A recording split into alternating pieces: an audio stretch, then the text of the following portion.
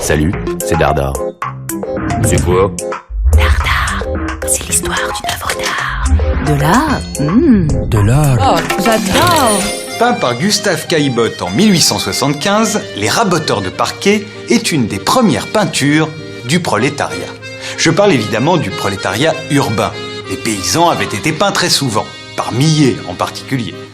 Mais les ouvriers des villes, ces petites gens que la révolution industrielle avait sortis des campagnes, amenés à la ville et qui se tuaient à la tâche dans des ateliers et des usines, la littérature s'était intéressée à eux. Zola parlait déjà de l'asservissement des masses, mais pas la peinture.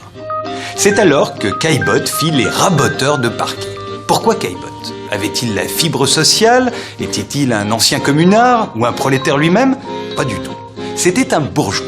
Et ce parquet dont il a si bien accentué la perspective, c'était celui de son propre hôtel particulier.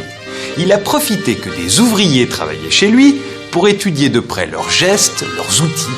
Ce que Caillebotte voulait illustrer, ce n'était pas l'asservissement des masses, mais la réalité de son époque. Zola lui reprocha d'ailleurs son exactitude bourgeoise. Quant au jury du salon, il refusa son tableau, choqué par un réalisme aussi cru. Les critiques parlèrent même de sujets vulgaires.